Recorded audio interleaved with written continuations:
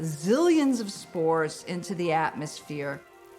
There's so many spore, I mean, you take one breath, you just breathed in 10 fungal spore.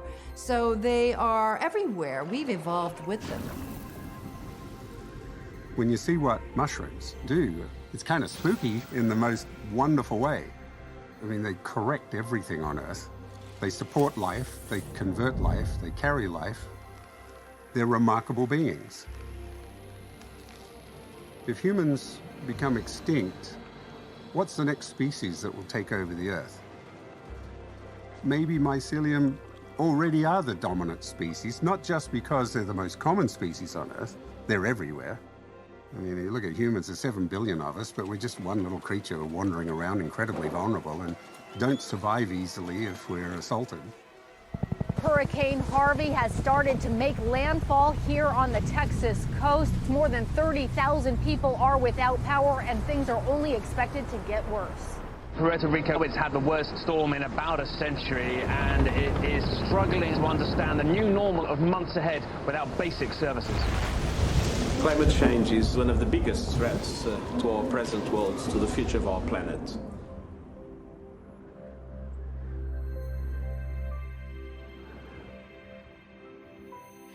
CO2 is our biggest greenhouse gas.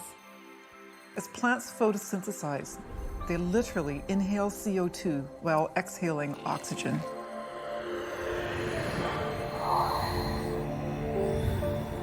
CO2 is what plants photosynthesize, and they take that carbon and they put it in different places. They put it in their leaves and their trunks, but they put 70% of it we're finding below ground.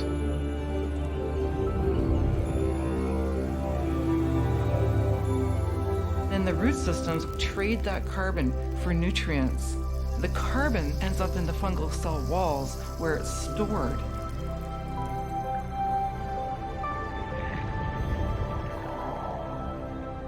This fuels the microbial community and all the other parts of the food web, like the mites and nematodes, and they start cycling nutrients through that eating process. So the fungi are really important in stabilizing carbon in soils. Once the carbon is stable, it can stay there stored for thousands of years. We know, for example, that carbon can move from plant to plant, and it evens out the distribution of carbon in that system. They're working really hard. If we maintain the plants, the forest, and the natural fungal community, we've got a natural engine that's just storing carbon below ground. So it's essential. You know, it's there for us, right? It's right in front of us. We do more than make mushrooms. We have the ability to do so much more than just break down matter. Like the fruit of our labor, most of you have only scratched the surface of our usefulness. We are the changers.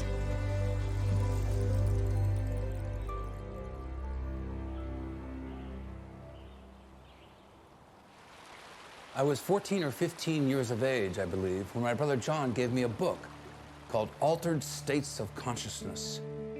And within that book, Andy Weil was referenced on expanding consciousness, and I got really excited. I was going to charismatic Christian revival meetings and seeing people being saved, but it kind of was cool from my perspective that they were achieving this altered state of consciousness. So I thought that was part of all the same idea here. I really owe credit to Andrew Weil. I think he read one of my early books in which I wrote about mushroom hunting and psychedelic mushrooms and made some reference to medicinal mushrooms as well. It was like a turning point, you know, like I certainly was awakened that other people were thinking about expanding consciousness. And so I gave this book to my friend Ryan Snyder. So Ryan took it home, and a few days later I said, Ryan, where's my book? And he told me his dad had burned it. I said, burned my book? That rather than giving it back to me or calling my parents, he actually took the initiative to burn this book. I owe Ryan Snyder's father a deep debt of gratitude because that single act galvanized my interest saying, if this is so powerful to cause a person to do such a bizarre act, then I should examine what this subject's all about. Human existence on this earth goes back an extraordinarily long period of time, most of which we have no identifiable information. It's entirely plausible, given that the indigenous people all around the world know intimately all the plant life and will know the different combinations of plant life, that our prehistoric ancestors, they had come across the plants that do alter consciousness. In about 2 million years, the human cortex tripled in size and the brain exploded over a ridiculously short span of evolutionary time. 2 million years is nothing when it comes to evolution. What triggered that?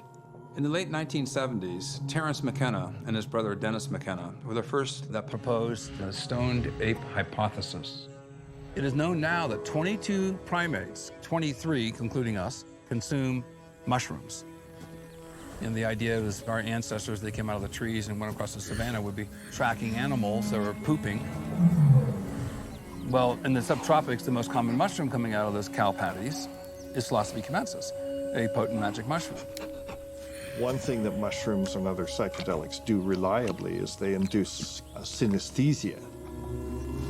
Synesthesia is the perception of one sensory modality in another. Hearing colors, for example, or seeing music.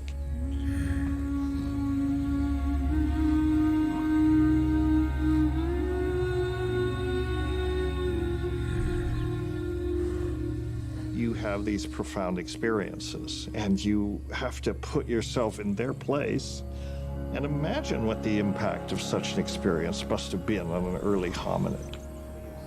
These magic mushrooms open up the floodgates of information you receive. Basically, you can think of it as a contact fluid between the synapses within the brain. Wow, what a competitive advantage, especially if you're working with the geometry of weapons or having to put together something that will give you a better chance of survival.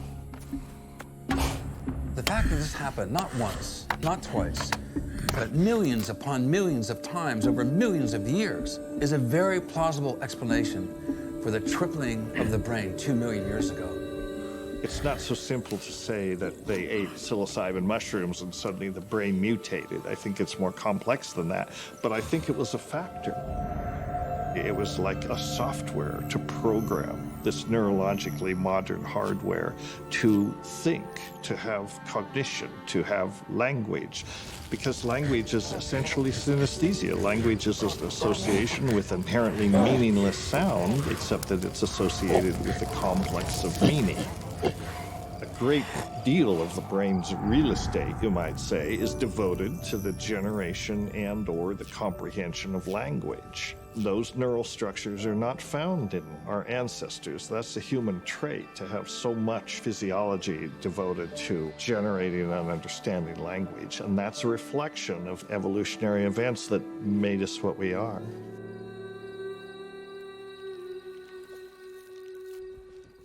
I couldn't get these mushrooms for the longest time. When I was in Ohio, I actually purchased a bag of magic mushrooms. But I had no guide. I had no recommendations for how much to consume. So I had a bag about this big, so I thought, well, that's probably one dose.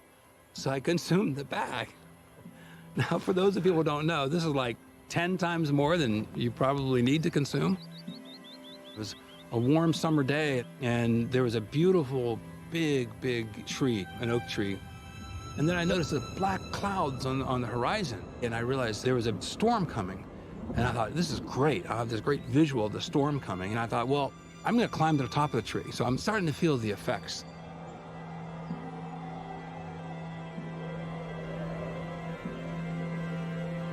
I'm getting waves where the air becomes a liquid. And you have this distortion field go through the visual landscape. I've never seen that before. I'm going, oh, wow, this is what they were talking about.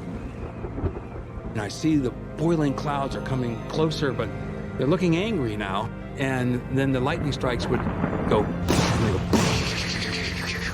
And then all these geometrical fractals would emanate out of the lightning strikes. And pretty soon I had these overlying mosaics of mathematical patterns and geometric figures of multiple colors that were swimming in this field of vision that these waves were flying through. I've never in my life seen anything like that before. Winds increasing, then the rains would come, and I became extremely scared. And then also I realized I'm on the top of a hill, like a lightning storm in the tallest tree. Not the best place to be when you're going to choose a spiritual experience. And so I held onto the tree for dear life. And that tree was my pillar back into the core of the earth. And I felt secure as long as I held onto the tree. Lightning strikes all around, thunderclaps. 1 second between a lightning strike and a thunderclap, you knew it was coming closer and closer. I was terrified that I wouldn't survive. And through this terrific experience, terrifying and terrific at the same time, I'm up in this tree and I'm saying, well, what should I focus on? And I said, well, Stamets, you're not stupid, but you stutter all the time. And so I thought, I need to stop stuttering. And so I said to myself, stop stuttering. Stop stuttering now. A little inner voice in my head. You hear me? Stop stuttering now. And then I started saying that, stop stuttering now, stop stuttering now. Hundreds, thousands of times.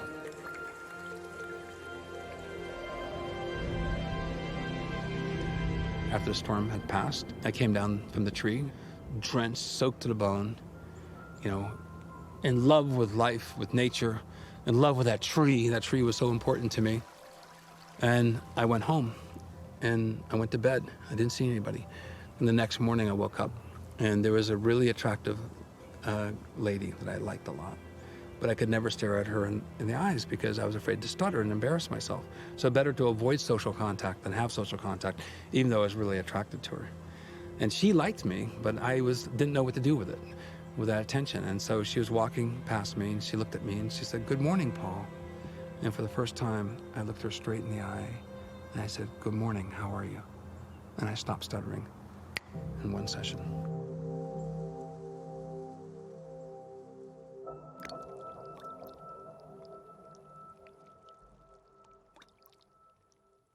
Scrooge, Rabbit Horde.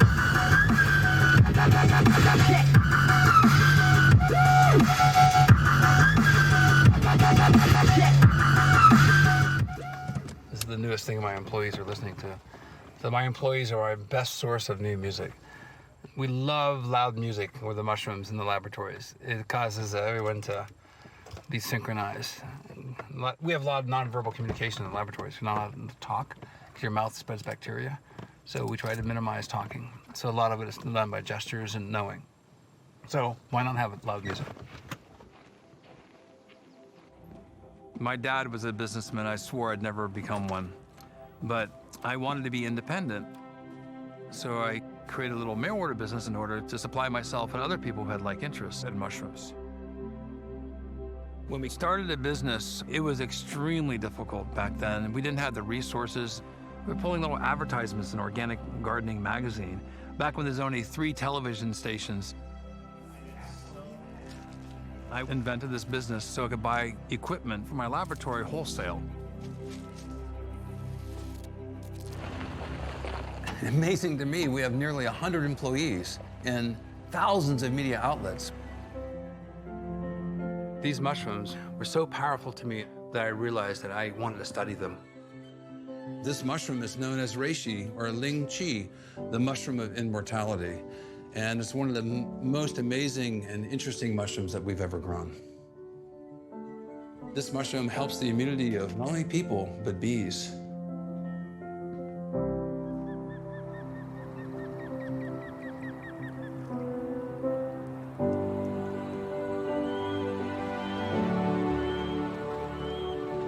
Up this hill here, we have a quarter section of property, 160 acres, and we have a large mycological experiment. We planted 33,000 trees, half with mycorrhizal fungi attached to the roots, half without. This is year 9, so we are putting into an Excel spreadsheet, or have put in 1,100 trees to compare the treatments. I came into a chunk of change from licensing one of my patents, and so When the political climate in the United States changed to be adverse to environmentalists, we bought land in Canada. I think the fact that he didn't come up on a conventional academic pathway is part of the reason he's as willing to really explore ideas that are not on anyone else's radar. I'm really honored that I discovered a few things that no one else had yet discovered. So I have now 5 patents on entomopathogenic fungi. These are fungi that infect insects, and in particular termites. The biggest problem in the commercialization of biopesticides from fungi has been the spore repellency property. The insects avoid the spores of these fungi. In fact, so concerned are termites that if a worker goes out and encounters this fungus, when the worker returns back to the nest, guards, they'll capture that worker that's infected with these spores, take the worker to a graveyard, and they cut off the worker's head, and then the 2 guards commit suicide. They try to protect the queen and the nest and the colony from infection. And I discovered something that no one else had ever reported in the scientific literature. I found a biological switch that delayed sporulation, and then the insects were not repelled, but they were super attracted, which means one finds the fungus now and others follow. It ends up being a Trojan horse. The same fungi now are taken past the guards, given to the queen feeds it to the brood, the whole colony becomes like mummified with this mycelium, and whoosh, the whole colony is infected and dies. And then the spore repellency properties protects your house from subsequent invasions. This is a huge discovery. And then I tried it with carpenter ants, with fire ants, fungus gnats, and then mosquitoes. And now we're working with bed bugs, and we've had successes across the board.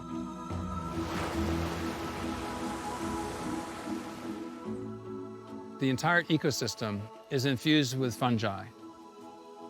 So I see these as deep reservoirs of the ecology all around us.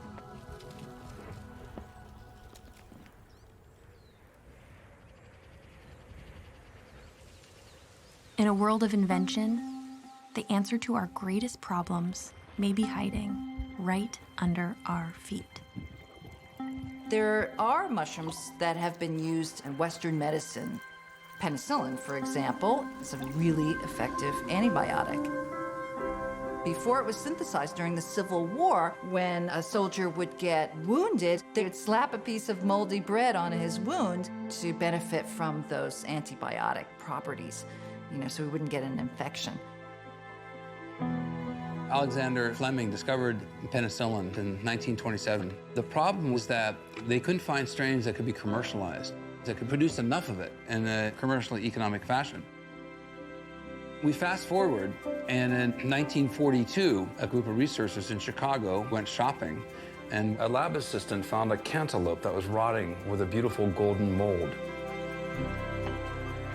And from that strain, we got the first hyper-producing strain of penicillium. Penicillin literally saved tens of thousands of soldiers' lives. The Brits had this, but the Germans and the Japanese did not. It's been suggested that the discovery of this hyper-producing strain of penicillin was a significant influence in winning World War II. Alexander Fleming then received the Nobel Prize in 1945 in recognition of the huge impact that penicillin had on human health.